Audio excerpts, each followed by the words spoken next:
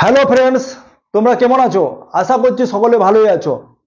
আমি রুদ্র আর তোমরা দেখছো রুদ্রনীল গভর্নমেন্ট জব চ্যানেল। সবাইকে সুস্বাগতম। ভারতের ইতিহাসে যারা পিপু ফিসু তাদের জন্য খুবই একটি ভালো জব অপরচুনিটি নিয়ে এসেছি। নম্বর 2, যারা কোনো রকমে গ্র্যাজুয়েশনটা পাস করে ফেলেছ, কম্পিউটারে একটু আধটু নলেজ রাখো, তাদের জন্য বেস্ট তো বলবো না, তবে একটা ভালো জব অপরচুনিটি নিয়ে এসেছে। নম্বর 3, যাদের আর্থিক অবস্থা একটু ডাউন, যারা জীবনে অনেক বড় হতে চায়, যাদের জীবনে ডিজায়ার আছে, সেই সব ক্যান্ডিডেটদের জন্য একটা ভালো পার্ট টাইম জব অপরচুনিটি। নম্বর 4, যারা ঘোরদৌড়ে ক্লান্ত হয়ে পড়েছ, নিজেকে কম্পিটিশন থেকে উইথড্র করে নিয়েছ, তাদের জন্য একটি best job opportunity. My dear friends, competition খুবই কম, অথচ এক্সাম ফ্রেন্ডলি।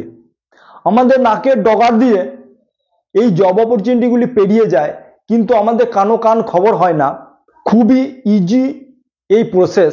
তাই কিভাবে অ্যাপ্লাই করবে, জব সিলেকশন প্রসেস কি আছে, এলিজিবিলিটি ক্রাইটেরিয়া কি রাখা হয়েছে, এজ লিমিট কত রাখা হয়েছে, কোয়ালিফিকেশন কি চাওয়া হয়েছে, ইনহ্যান্স স্যালারি কত পাওয়া যাবে, কোন পোস্টে কাজ করতে হবে, জব লোকেশন কি আছে এবং জব প্রোফাইল কি হবে, সমস্ত কিছু আলোচনা করব এই ভিডিওতে। তাই তোমরা ভিডিওটি শেষ পর্যন্ত মনোযোগ সহকারে দেখতে থাকো, সমস্ত কিছু ডাউট তোমাদের ক্লিয়ার হয়ে যাবে। এসো বন্ধুরা, আর বেশি দেরি না করে ভিডিওটি ফটাফট শুরু করি। বন্ধুরা, তোমাদের কাছে একটাই রিকোয়েস্ট, যারা এই চ্যানেলে নতুন তারা অবশ্যই চ্যানেলটিকে সাবস্ক্রাইব করবে এবং বেল আইকনটি প্রেস করে দেবে।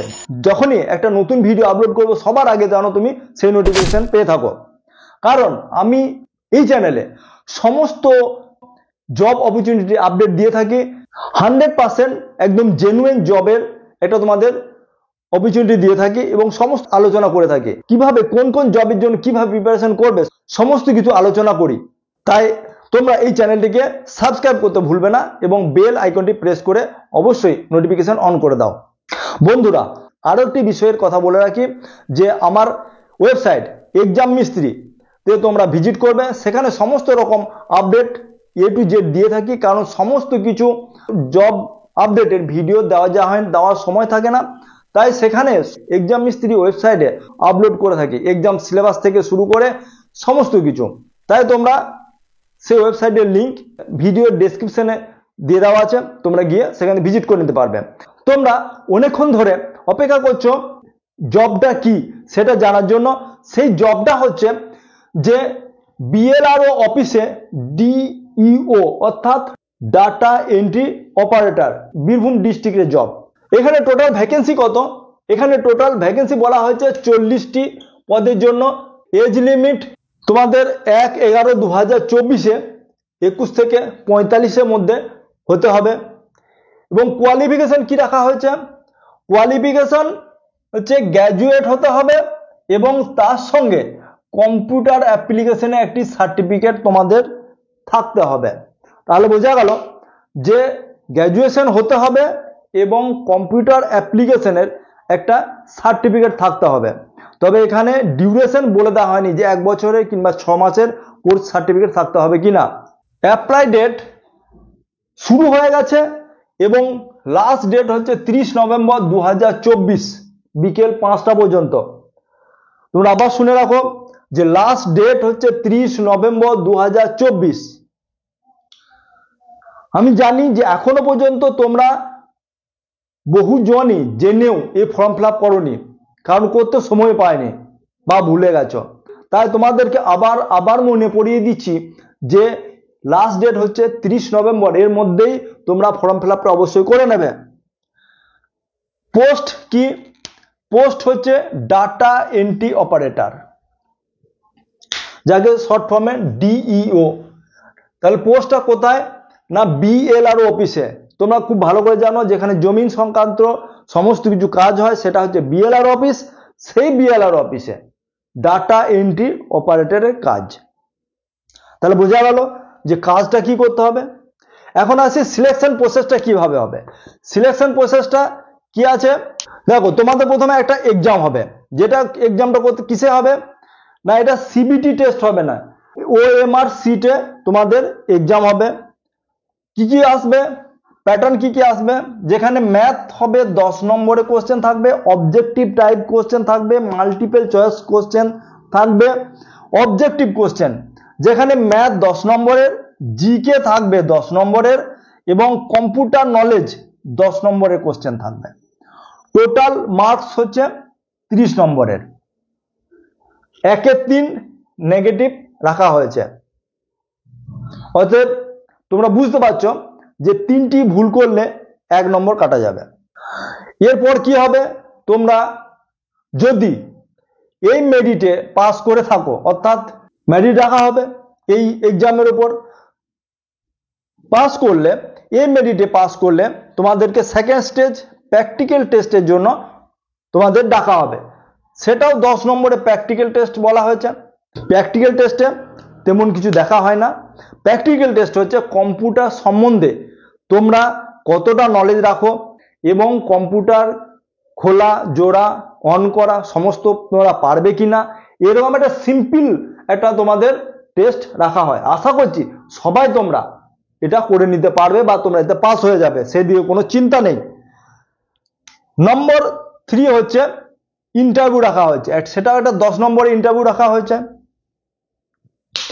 ইন্টারভিউ কি কি বলা হয়, ইন্টারভিউতে বলা হবে তোমাদেরকে কিছু কোশ্চেন জিজ্ঞাসা করা হবে, মৌখিক কোশ্চেন জিজ্ঞাসা করা হবে।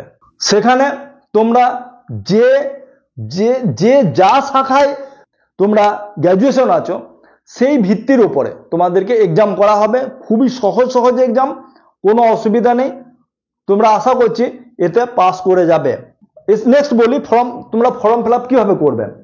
এটা হচ্ছে অনলাইন মোডে ফর্ম ফিল আপ, অর্থাৎ তোমরা এই http://birbhum.government.in সাইটে গেলে তোমরা এই লিঙ্ক পেয়ে যাবে অ্যাপ্লিকেশনে, আমি তোমাদের ভিডিও ডেসক্রিপশনে তোমাদেরকে নোটিফিকেশন এবং অ্যাপ্লিকেশনের সমস্ত কিছু লিঙ্ক দিয়ে দেবো, সেখান থেকে তোমরা যেতে পারবে। নেক্সট বলি ডকুমেন্ট কি কি লাগবে। ডকুমেন্ট লাগবে তোমাদের এজ প্রুফ জন্য মাধ্যমিকের সার্টিফিকেট, তোমাদের এজ প্রুফের জন্য যদি বার্থ সার্টিফিকেট থাকে সেটাও ভালো চলবে, যাদের না থাকবে তাদের মাধ্যমিকের যে অ্যাডমিট আছে বা মার্কশিট আছে সেটাতেও তোমাদের কাজ চলবে। এবং নেক্সট হচ্ছে অ্যাড্রেস প্রুফ। অ্যাড্রেস প্রুফের জন্য কি তোমাদের লাগবে, সেটা হচ্ছে আধার কার্ড, পঞ্চায়েত থেকে বা যারা মিউনিসিপ্যালিটিতে যারা থাকো তাদের জন্য একটা রেসিডেন্টাল সার্টিফিকেট তাদের লাগবে। অর্থাৎ তোমরা বুঝতে পারছো যে এটা করা হয়েছে এই কারণের জন্য যারা শুধুমাত্র বীরভূমের বাসিন্দা তাদের জন্যই এই পদে চাকরি দেওয়া হবে। তাই যদি অন্য জেলার থেকেও যদি আবেদন করো তাহলে হয়তো সেখান থেকে ক্যান্সেল হয়ে যেতে পারে। তাহলে বোঝা গেল যে কোন পোস্টে কাজ করতে হবে, BLRO DEO বীরভূম। এখন তোমাদের এখন বলি যে মেরিট কিভাবে হবে। মেরিট এভাবে প্রথমে 30 নম্বরের যে তোমাদের এক্সাম হয়েছে এবং 10 নম্বরে প্র্যাকটিক্যাল এবং 10 নম্বরে যে ইন্টারভিউ হয়েছে সমস্ত মিলিয়ে একটা কাট অফ তৈরি করা হবে। এখানে নির্দিষ্ট করে নোটিফিকেশন কিছু বলে দেওয়া হয়নি যে ওবিসি এবং SC ST দের জন্য এজ রিল্যাক্সেশন আছে কিনা বা তাদের জন্য আলাদাভাবে ক্যাটাগরি তাদের দেওয়া হয়েছে কিনা। তবে তোমরা সবাই জানো যে যেখানেই একটা ফর্ম ফিল আপ শুরু হয় সেখানে তোমাদের category wise form fill up করা হয়, তাই তোমাদের যারা SC ST বা ওবিসি তাদের জন্য বয়সের ছাড় দেওয়া হবে। তাহলে বোঝা গেল যে মেরিট লিস্ট কিভাবে হবে।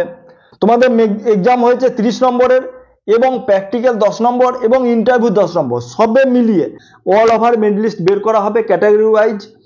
সেখানে যারা মেরিট ক্রস করবে বা মেরিট ক্লিয়ার করবে চাকরি পেতে কোনো অসুবিধা হবে না। নেক্সট বলবো যে ইনহ্যান্স স্যালারি কত পাবে।